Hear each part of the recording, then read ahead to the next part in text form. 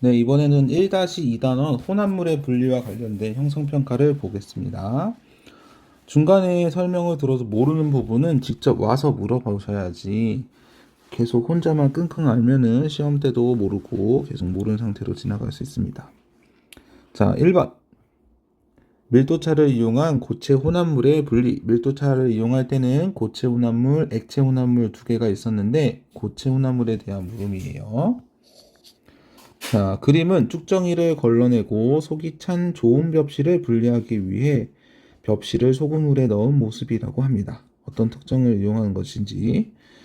자, 일단은 물이 뜨고 가라앉는 성질이기 때문에 밀도라는 물질의 특성을 이용한 부분인데요. 고체 혼합물일 때는 그 밀도를 이용할 때 이러한 조건이 있었어요.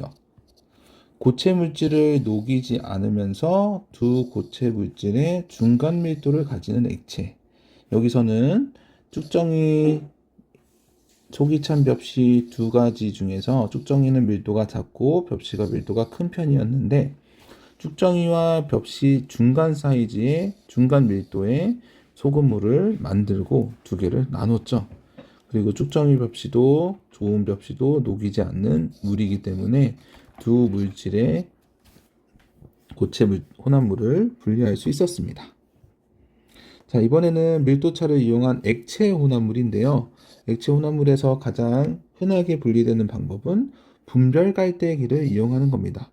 다음과 같이 이렇게 생겨 있는 분별 갈대기를 사용해서 액체 혼합물을 분리할 수가 있었죠. 자, 여기 위에 있는 A 물질과 아래에 있는 B 물질이 있다면 B 물질이 먼저 분리가 되고 A 물질이 나중에 분리가 된다는 것도 기억해 주시고요. 그리고 조건이 있었어요. 자, 액체 혼합물은 밀도가 서로 다른 물질이기 때문에 밀도가 다른 거는 당연하고, 그런데 A와 B 두 물질이 서로 섞이지 않아야지만 밀도의 차이에 의해서 위아래로 구분이 되죠. 근데 두 물질이 자주 잘 섞이는 물과 에탄올인 같은 경우에는 밀도가 다르더라도 섞여버리면 층이 나눠지지 않기 때문에 분별 칼때기를 이용할 수가 없습니다. 자, 다음은 재결정입니다. 재결정. 결정을 다시 이룬다. 석출된다 라는 부분이에요. 1번. 물과 에탄올 혼합물을 분리할 때는 사용한다. 물과 에탄올은 끓는 점 차로 인해서 증류 방법을 사용하니까 재결정이 아닙니다. 2번. 물질의 종류에 따라 밀도가 다름을 이용한 거다. 밀도가 다른 것은 아까 봤던 분별 갈대기 또는 스포이트를 사용해서 분리하는 거기 때문에 재결정이 아니고요. 3번. 고체 혼합물을 용매에 모두 녹인 다음에 온도를 높이면 다 녹일 수 있거든요. 그런 다음에 냉각을 하여 순도 높은 고체를 얻는 방법이다. 냉각했을 때 먼저 석출되는 녀석이 있을 텐데 걔네들만 계속 모아가기 때문에 그 혼합물에서 일부분의 순물질을 얻을 수 있는 순도가 높은 고체를 얻을 수 있는 게 재결정 방법이었죠. 자, 그 재결정 방법을 조금 더 이렇게 설명이 되어 있는 부분 4번 문제를 보겠습니다. 용해도차, 재결정은 용해도차예요. 어떤 거? 온도에 따라서 용해도차가 많이 변하는 물질, 온도에 따라서 용해도차가 별로 변하지 않는 물질, 이 두 가지가 섞여 있을 때 분리하는 방법입니다. 첫 번째, 두 물체, 고체 물질을 다 녹여야 돼요. 자, 녹이려면은 용매를 붓고 가열을 해서 온도를 높이면은 다 녹일 수 있겠죠. 그리고 녹여 있는 온도가 높은 물질을 온도를 떨어뜨립니다. 그러면 혼합물 중에서 온도에 따른 용해도가 큰 녀석이 먼저 석출될 거고요. 그 석출되는 거를 거름 장치를 통해서 걸러내면 순수한 물질을 남겨낼 수 있어요. 그래서 가열, 냉각, 거름 장치 이렇게 커다란 그 중요한 단어를 통해서 순서를 기억하시면 됩니다. 그래서 나가다 2번. 자, 다음은 5번. 염화나트륨과 붕산의 용해도 곡선을 나타낸 건데 이거에 대한 해석을 옳은 것을 찾으면 되겠네요. 자, 여기 실험 상황을 봅시다. 80도씨의 물 100g에 다행히 물 100g으로 사용해 줬네요. 염화나트륨은 20g, 붕산은 20g이 섞여 있는 혼합물을 모두 녹였대요. 자, 80도씨를 볼게요. 80도씨의 물 100g에 붕산은 23.5g까지 녹을 수 있고 염화나트륨은 여기 보시면 37.9g까지 녹을 수 있어요. 근데 둘 다 20g, 20g만 넣은 상태죠. 그렇기 때문에 둘 다 용해도 곡선 아래에 있는 용량만 넣어서 염화나트륨과 붕산을 모두 녹일 수 있었습니다. 그런데 이 용액을 20도씨로 냉각했대요. 80도씨였는데 20도씨로 냉각을 했을 때 어떤 현상이 나타나냐라는 겁니다. 자, 빨간색 그래프인 염화나트륨을 먼저 볼게요. 염화나트륨은 80도씨에서 37.9g, 20도씨에서도 36g씩이나 녹일 수 있어요. 처음에 넣어줬던 게 염화나트륨 20g이었기 때문에 20도씨로 떨어뜨린다 한들 염화나트륨은 용해도 곡선 아래에 있는 점이기 때문에 석출되는 양이 없습니다.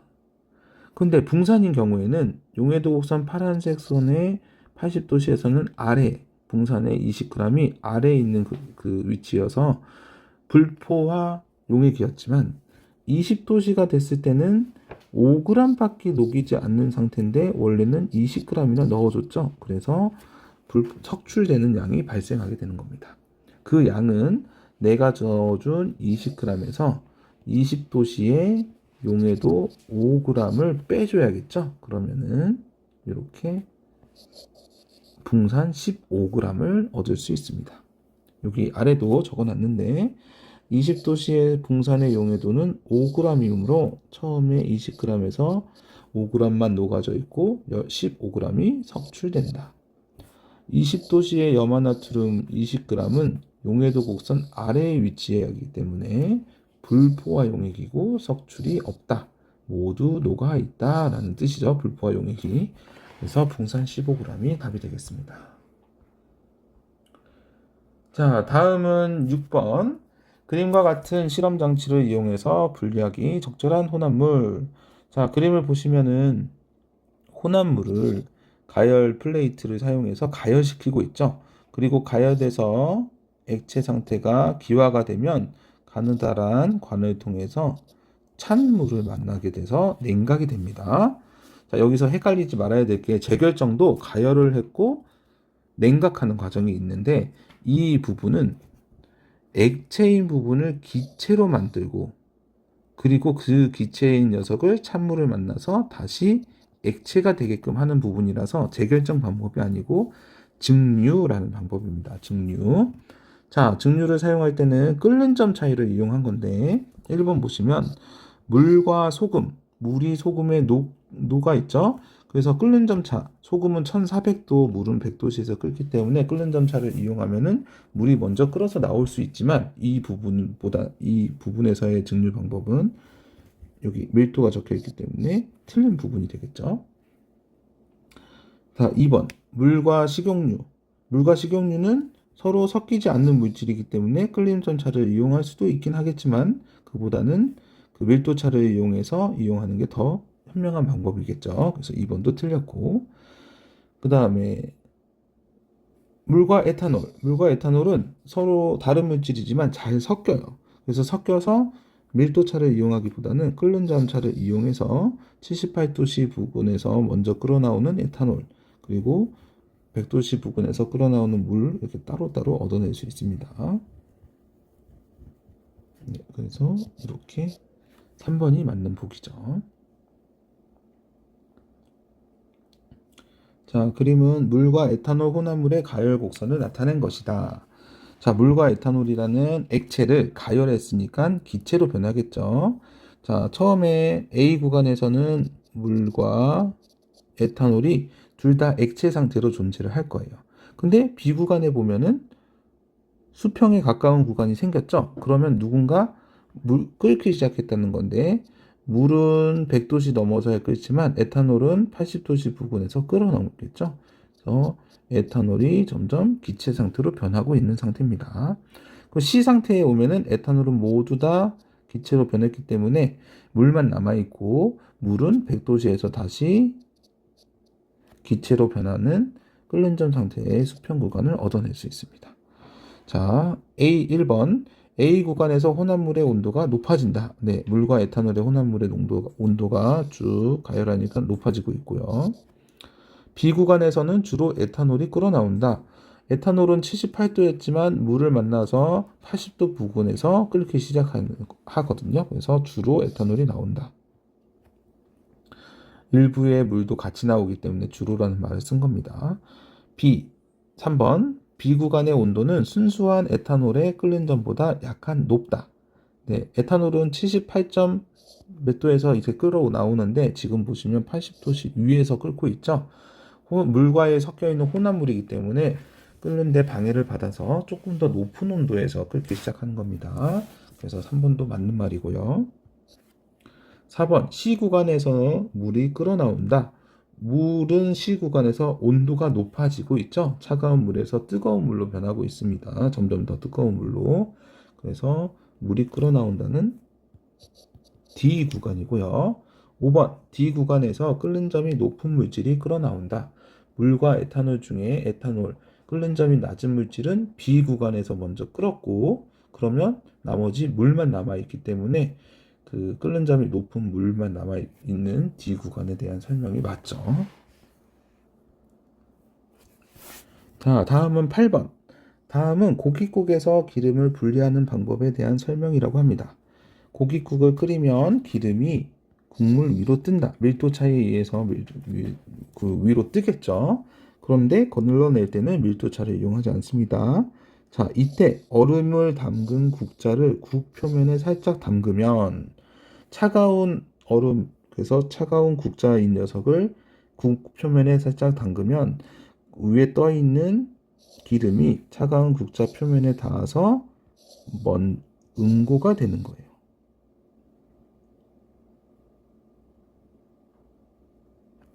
그래서 국자에 달라붙어서 고깃국을 분리할 수 있다. 여기에서 녹는 점과 어는 점을 사용하는 거잖아요. 녹는 점과 어는 점을 사용하는 건데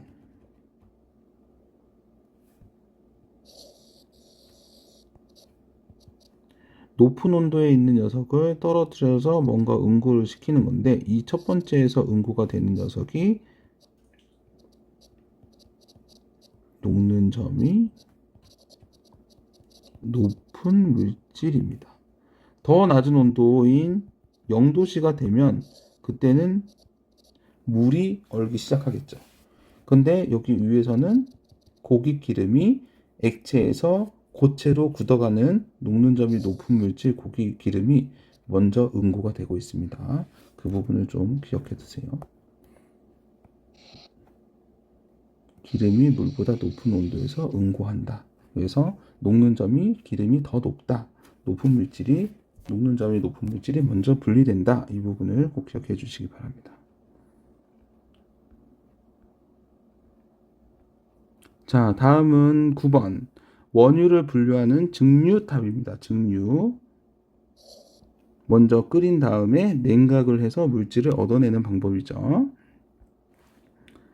자, 증류탑에서는 처음에 온도를 가장 많이 높여서 대부분을 기체 상태로 만들어요. 그래도 기체가 되지 않는 녀석이 아스팔트 찌꺼기로 남아 있고요. 그리고 나머지는 기체가 된 상태에서 다음 칸으로 올라가게 됩니다. 그런데 이 칸의 온도를 예를 들어서 500도씨로 이렇게 낮춰주면은 500도씨에서 기체가 되는 녀석이 있고 액체가 되는 녀석이 나눠질 거예요. 그래서 끓는 점이 500도씨보다 낮은 녀석은 위로 올라가고 500도씨보다 높은 녀석은 액체가 돼서 증유로 빠지게 되고요. 올라간 기체는 또다시 다른 온도의 어떠한 공간을 만나게 되고 예를 들어서 300도씨라고 하면 300도씨보다 온도가 높은 녀석은 끓는 점이 낮은 녀석은 위로 올라가고 300도씨보다 끓는 점이 높은 녀석은 액체로 변하게 됩니다. 그러니 여러분들이 여기서 중요하게 기억해야 될 것은 증류탑의 꼭대기 부분은 끓는 점이 낮은 녀석, 증류탑의 아래쪽 부분은 끓는 점이 높은 녀석이 분류된다라는 부분을 기억하셔야 됩니다. 그걸 가지고 풀어보도록 할게요.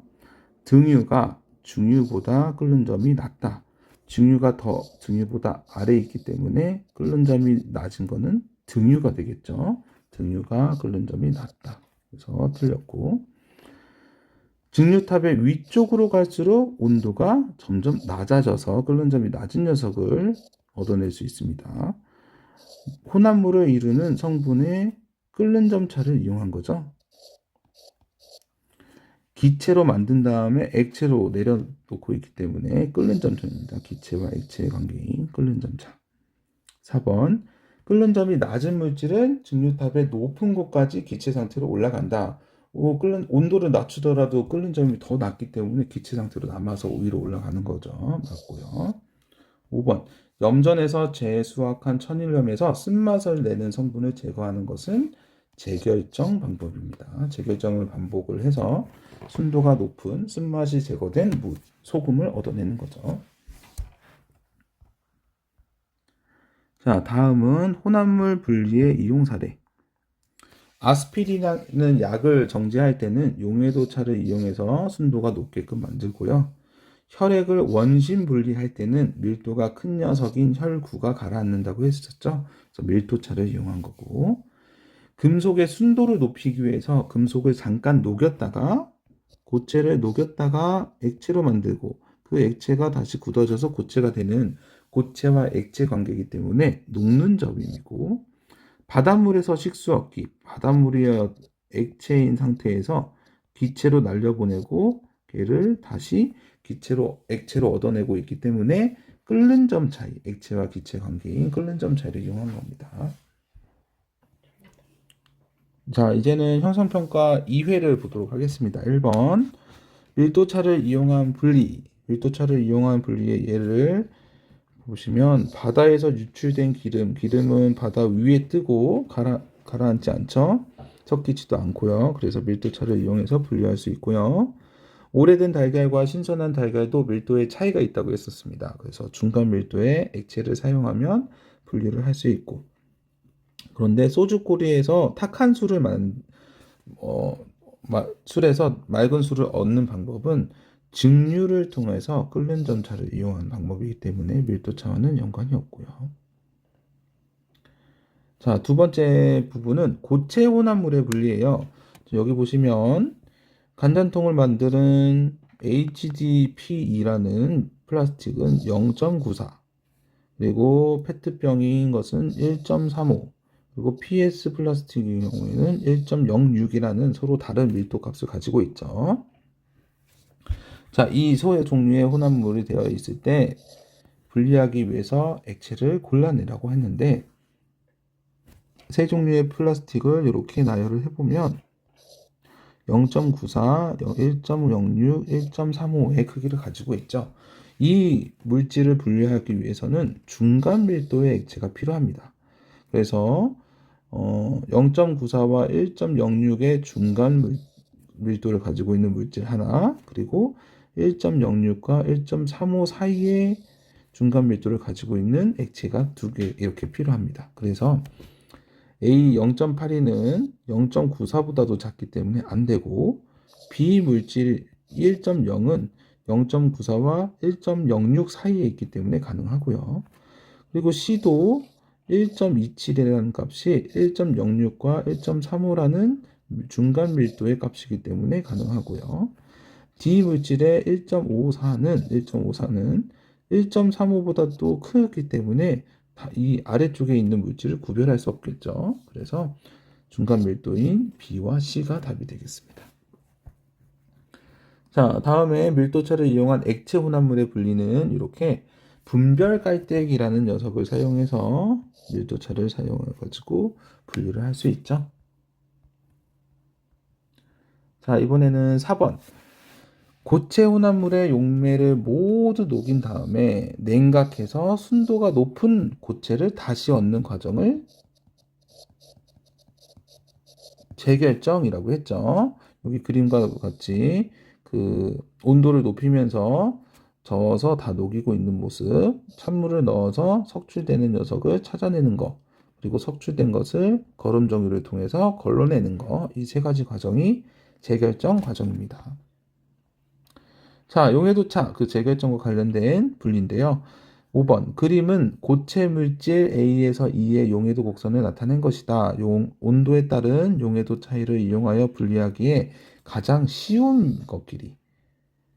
두 개의 차이가 크면 클수록 더 쉬워지거든요. 그래서 온도에 따른 용해도가 가장 큰 B와 경사가 제일 크죠. 그리고 경사가 가장 완만한 E. 이 두 가지 조합이 용해도 차를 이용할 때 가장 쉬운 조합일 겁니다. 자, 다음은 6번. 기름에 떠 있는 고깃국이죠. 아까 설명했었던 국자를 담갔더니 국자에 다 기름이 하얗게 굳으면서 달라붙었다. 이때는 고깃국의 액체 상태의 기름이 냉각을 해서 고체 기름으로 굳어가는 과정이기 때문에 어는 점, 같은 말로는 녹는 점이 있죠. 어는 점과 녹는 점이 같다고 했어요. 그래서 5번이 답이 되겠습니다. 자, 7번. 자, 7번은 주스를 분리하기 위한 수행 과정의 실험 과정이라고 합니다. 큰 비커에 주스를 담고 작은 비커 비어 있는 걸 넣어 놓고요. 얼음을 담은 볼록한 그릇을 큰 비커 위에 올려놓는 거죠. 그러면은 핫플레이트로 주스를 가열하면서 작은 비커에 액체가 모이는 걸 확인할 수 있대요. 주스에 있는 물 성분이 이렇게 기화가 되면 차가운 액체 그 볼을 만나서 기화됐던 게 액화가 되고 동그란 볼이었기 때문에 물방울들이 가운데에 있는 작은 비커에 모이게 되는 거죠. 자, 이러한 방법을 증류라고 하는 거예요. 자, 작은 비커에는 설탕이 모인다. 기화가 되는 것은 물이기 때문에 물이 모이게 되고요. 2번, 이와 같은 혼합물의 방법을 증류라고 한다. 맞는 표현이고. 3번, 주스의 성분 중 물이 응고하여 얼음으로 변한다. 물이 기화하고 그 다음에 액화가 되는 거죠. 그래서 3번이 틀렸고요. 4번, 액체 상태의 혼합물을 가열하여 결정, 석출을 하는 게 아니고 액체 상태의 혼합물을 가열하는 건 맞는데 냉각해서 액화로 다시 얻어내는 방법이고요. 5번, 주스에서 기화한 수증기가 얼음을 담은 그릇에 닿으면 사라지는 게 아니고 액화가 돼서 가운데로 떨어지는 겁니다. 자, 8번은 딱 보면 이제 증류 장치죠. 혼합물을 끓여서 찬물에 닿게 해서 다시 액체가 되게끔 액체 혼합물이 기화하고 찬물에 닿아서 액화하는 증류 방법입니다. 자, A, B 중에서 어떤 물질을 먼저 얻을 수 있는지 찾으래요. 자, 증류이기 때문에 액체를 기체로 만들기 때문에 끓는 점을 사용하고요. 끓는 점에 B는 65도, A는 100도씨에서 끓습니다.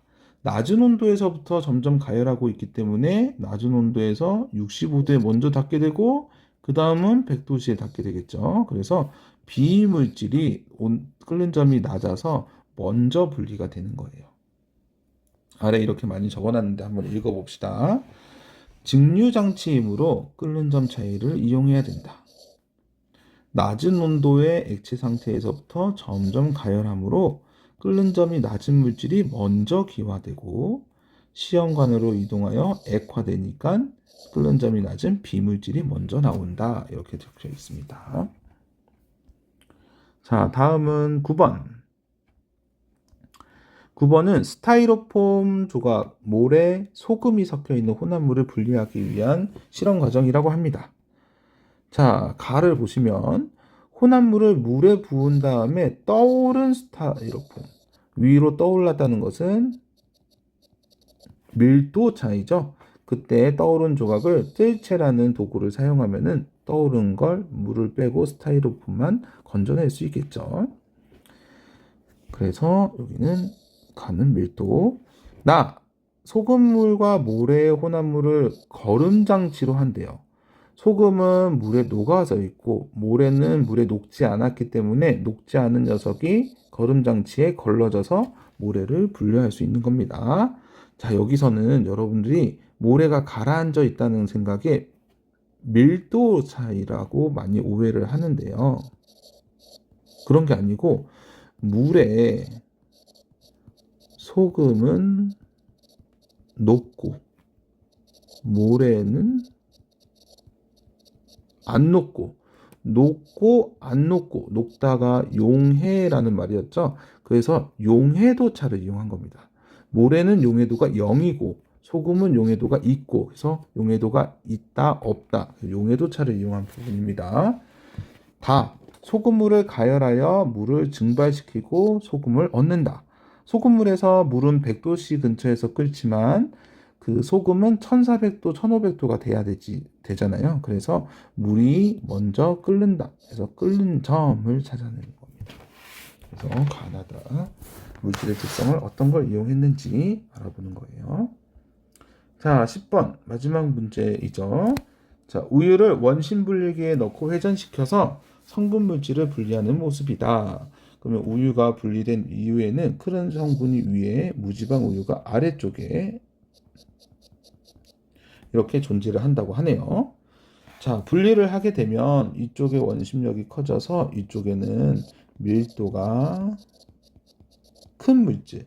이쪽이 뭐냐면 중심에서부터 바깥쪽이고 중심에서부터 좀 더 가까운 안쪽에서는 밀도가 작은 물질이에요. 그래서 중심으로 멀어질수록 원심력이 더 커지거든요. 그래서 그쪽 부분에 자, 1번 사탕수수에 설탕을 얻는 방법. 사탕수수를 다 녹였다가 온도를 낮춰서 재결정하는 방법이고요. 모래 속에서 사금을 채취하는 방법은 사금이 밀도가 커서 가라앉아 있기 때문에 그거를 밀도차를 이용해서 사용합니다. 그래서 2번이 답이고요. 자, 3번 광물에서 얻은 금속의 순도. 금속을 살짝 녹인 다음에 순도가 높은 금속을 굳히면서 얻어내는 과정이기 때문에 고체에서 액체 사이라서 녹는 점 차이를 이용한 거고요. 4번 공기를 냉각해서 질소와 산소. 원래 기체였던 녀석을 냉각해서 기체와 액체가 왔다 갔다 하는 과정이기 때문에 끓는 점 차이를 이용한 겁니다. 그 다음에 천일염에서 정제가 높은 순도의 소금을 얻는 과정은 사탕수수에서 설탕을 얻는 과정과 같은 재결정 과정입니다. 자, 뭐 원리 같은 건 몰라도 되는데 원심 분리기를 사용하면 아래쪽에 밀도가 큰 위쪽에 밀도가 작은 물질이 분리가 된다. 그래서 밀도차를 이용한 게 원심 분리기이다라고 생각하시면 됩니다.